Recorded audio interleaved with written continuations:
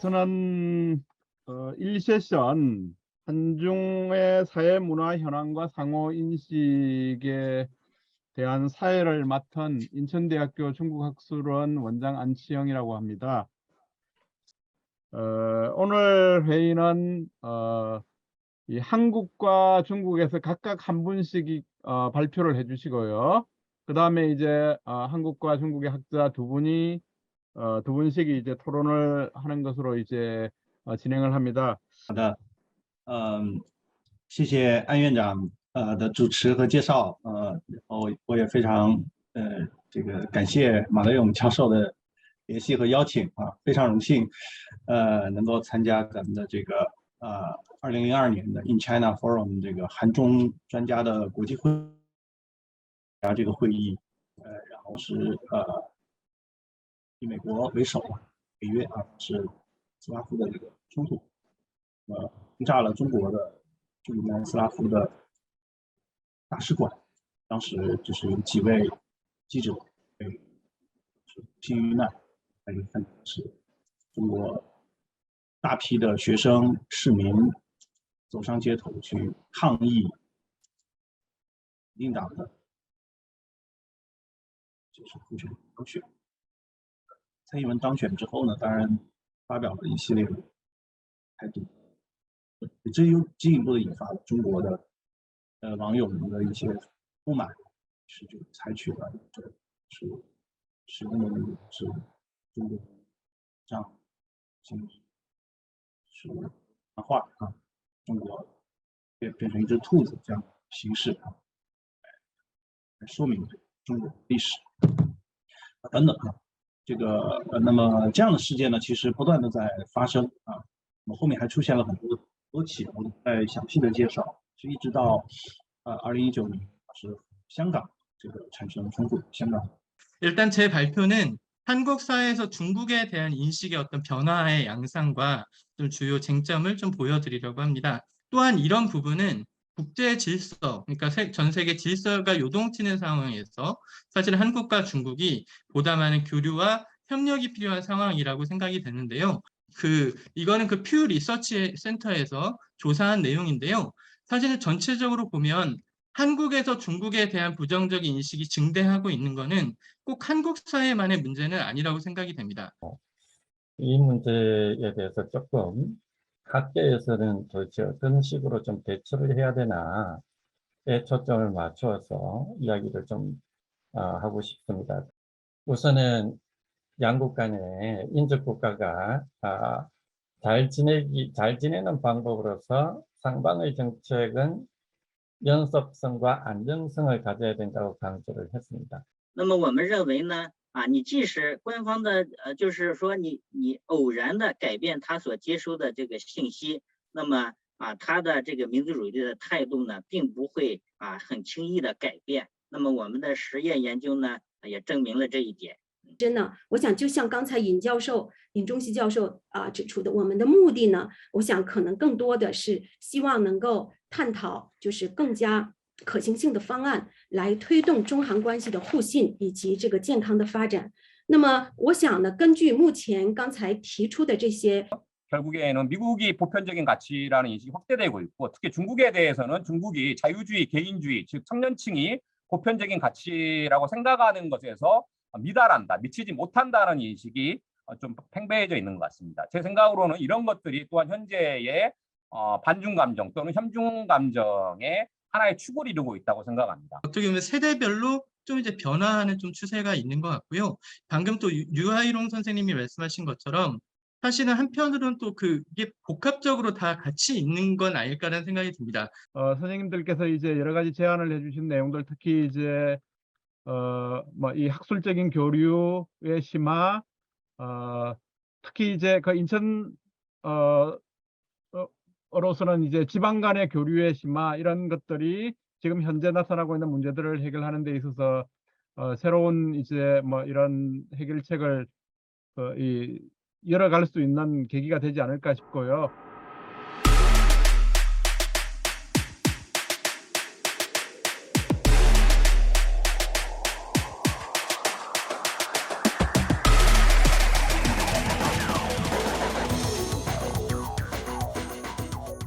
인차이나 포럼, 한중 경제산업 관계 변화와 진단이라는 주제에 세션을 저희 현대중국학회가 맡았습니다. 그래서 현대중국학회 맡았고, 그래서 우선 먼저 간단하게 세미나를 시작하기 전에 이제 본인의 소개를 좀 이렇게 시작을 하도록 하겠습니다.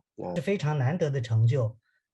你如果回顾历史来看呢，在二战以后，真正从一个农业国变成一个发达工业国家的所以 RCEP 呢，通过这样一个制度安排这个通过这种货物贸易的自由化服务贸易的自由化，投资的这个自由化，当然包括其他的一些配套的体系。 투자액과 한국의 이 마오의 순차, 이 무역 수지 흑자 사이에는 굉장히 밀접한 상관관계가 나타나는 것을 이 그래프로 볼 수 있습니다.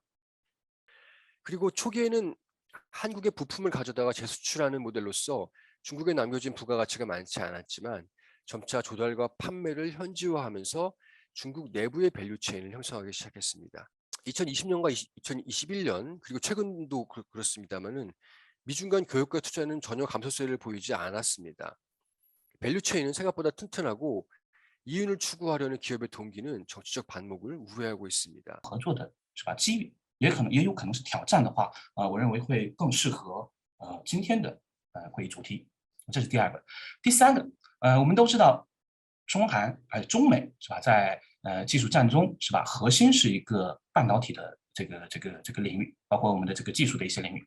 然后对崔教授的这个点评呢，我还是用韩文来讲吧，是吧？因为这样可能会更直接一点。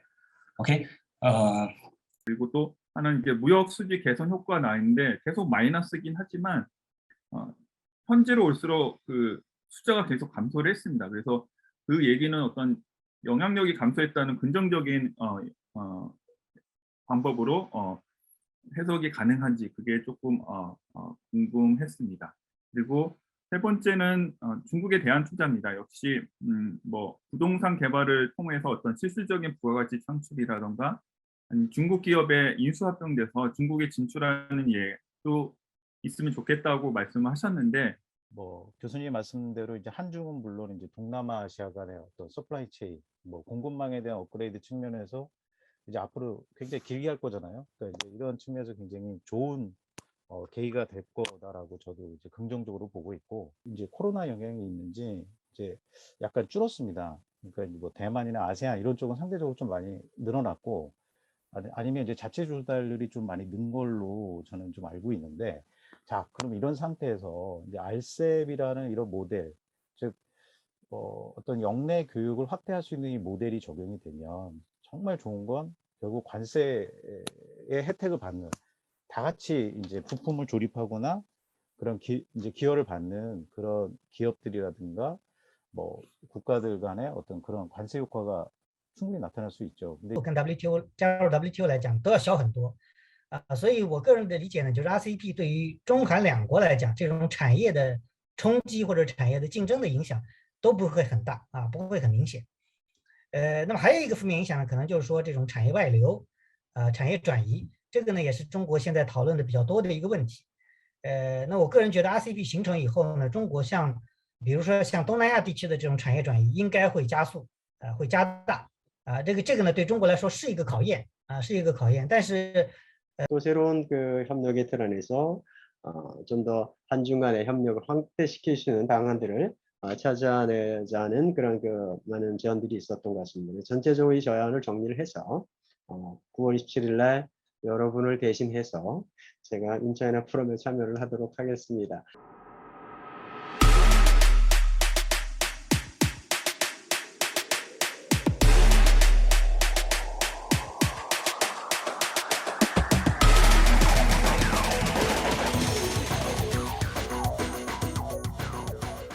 오늘 인차이나 보러 시작하겠습니다.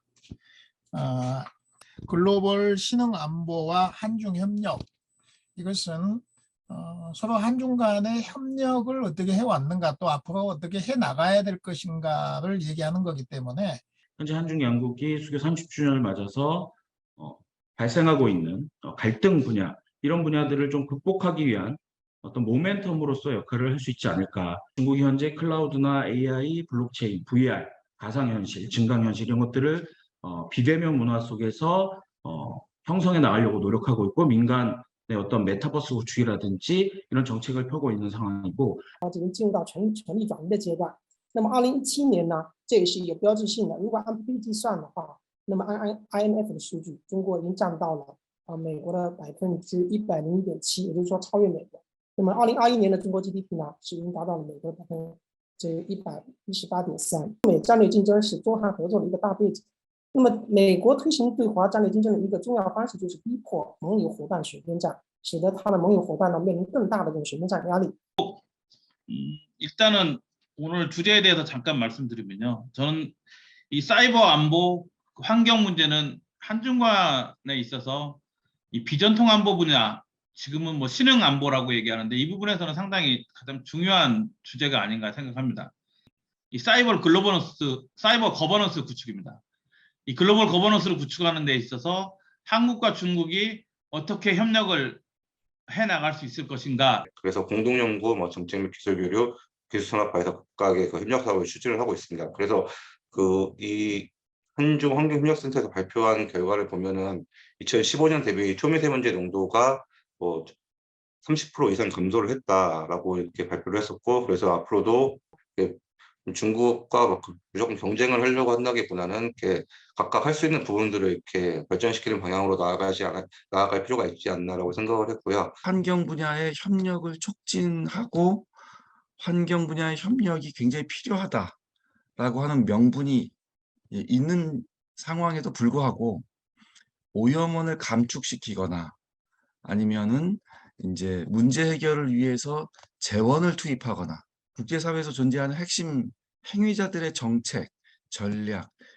역량 이런 것들에 대한 영향을 받기 때문에 이러한 환경적 변수를 고려해서 글로벌 차원에서의 디지털 네트워크 혹은 글로벌 차원에서의 디지털 플랫폼이라고 하는 공간적인 구성 위에서 한다면 뭐 사드 문제 이후의 한중 관계라든지 아니면 현재 치포라든지 향후의 한중 관계가 어떻게 더 확대될 수 있는 그런 또 모멘텀이 마련되는 것이고 한중 양국이 30주년을 넘어서 100년 그 이후까지도 미래지향적인 어떤 관계를 안정적으로 이루어 나갈 수 있지 않을까 생각합니다.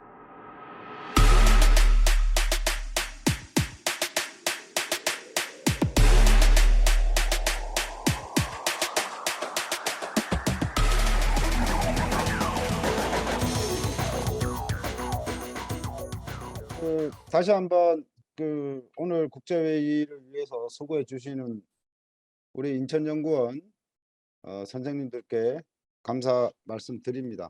这个学习和研究国际关系也就10几年时间，就是以我非常有限的时间，我的一个感觉就是，是我之前从来没遇到过的。当然，这个各位前辈可能这种形容，就是现在还不敢说或者不能完全判断说现在是不是处于一个大分流的一个状态。这种大分流实际上我觉得是，简单来讲，就是因为这种权势结构的这种变化，而引起了不同权力中心之间，他们可能不是处在一个合流的状态，而是说可能是处在一个相互疏离或分离的一种状态，融入到欧洲体系里面去。这个就我就不展开讲了，就说这场战争，我觉得是对于我们去看的现在国际关系，尤其是冷战结束之后的国际关系，可能有非常大的启发，甚至认为我说俄乌战争可能终结了后冷战时代，也就是说从1989、90年代冷战结束之后，这一段时间是一个很长的一个过渡时代。 그래서 이러한 구조적 현실을 좀 직시하고 이를 어떻게 극복할지에 대한 대안 마련이 좀 필요한 상황이다. 그래서 이제 본 발표는 현재 한중 관계가 어떤 직면한 도전 요인들을 좀 한번 제시해보고 이런 것들을 어떻게 극복할지에 대한 것을 좀 이야기하고자 하는 겁니다. 그러니까 미국은 또 미국의 주도로 하는 뭐 미국의 친구들과 또 미국과 좀 가치를 같이 하는 국가들과 함께 하려는 그런 어떤 분위기들이 있고요. 중국도 그거에 대한 대응이라고 얘기는 하지만 나름대로 미국의 가치하고는 좀 다른 반서구에 대한 어떤 공감대를 형성하는 국가들과의 어떤 협력과 가치 연대를 지금 확대하고 있는 형국입니다. 중국은 후발 개발도상국으로서 인력과 인프라를 제공했고 한국은 기술과 자본 투자, 비교율을 가진 고부가 가치의 핵심 중간계 공급 등이라는 어떤 역할들이 있어서 공생이 가능했습니다. 전략 상품에 대한 어떤 리쇼어링 등 세계 경제 구조가 너무나 이제 불확실성이 지금 높아지고 있다는 거죠. 这个一定要慎重。当然了，刚才很多人提到了要加深交流啊，怎么相互尊重啊。我觉得在这个方面一定要在安全战略的选择上一定要慎而慎之。第二个，刚才也讲到，现在韩国在对抗的，至少不能在军事安全上出现这种短兵相接的这种情况下的，因为在这种情况下，中韩都不可能得利，得利的是谁？ 게다가 이번 우크라이나 전쟁 이후에 국제 질서가 한층 더 진영 대결로 미국 주도의 대서양 질서와 중국, 러시아를 중심으로 권위주의 진영의 유라시아 질서가 충돌하는 진영 간 신양극 체제가 또 이루어지지 않느냐는 우려 속에서 신정부의 이제 정책 방향들을 조금 미루어 짐작해 보건대 한국이 벌써 이제 판단을 내린 게 아니냐 이제 그런 의문을 표시하셨습니다만 제가 볼 때 적어도 이 문제를 이야기하고 있는 한국의 학술 공동체, 정책 공동체 내에서는 아직도 상당한 이견이 있고 논쟁이 진행 중인 것 같아요. 그래서 러시아와 협력을 심화하면서 이 분층과 분류의 질서가 당분간은 심화되지 않을까라는 게 제 개인적인 생각입니다. 사실 저는 전쟁 전후로 러시아와 중국이 굉장히 긴밀한 소통을 하고 있다고 생각을 하는데요. 예를 들어서 전쟁 직전에 푸틴 러시아 대통령이 중국을 방문해서 양국이 무제한적인 협력을 얘기를 했고 또 전쟁 이후로도 중러 간의 외교장 간 회담 등을 통해서 꾸준한 소통을 이어오고 있고 소통 기제로 이어기로 합의한 경제나 문화가 단절되는 그런 현상이 계속 목격되고 있습니다. 이제 블록화나 분류나 이런 것 때문에 이제 한중 정치적 관계는 더욱 경색될 것인데 그 가능성이 큰데 그럼에도 불구하고 양국이 어떻게 하면은 이러한 조금 경제나 이런 문화 측면에서 혹은 인문교류 이런 측면에서 이전과는 달리 소통의 기제를 이어갈 수 있을까? 서로 그 평화의 가치 그리고 서로 공정의 가치, 공정 공영의 평화 공영의 그런 외교 노선을 원칙을 가지고 국제주의 외교를 펼치는 게 중요하다고 보는데 지금은 자유의 가치와 평화의 가치를 상회합니다. 그런 의미에서 오늘 이 자리에 참석해 주신 지금 이제 온라인으로 참석하신 선생님들을 비롯해서 모두 다 수고하셨다는 말씀 드리면서 오늘 이 세션은 이렇게 끝내도록 하겠습니다. 선생님들 정말 수고 많으셨습니다.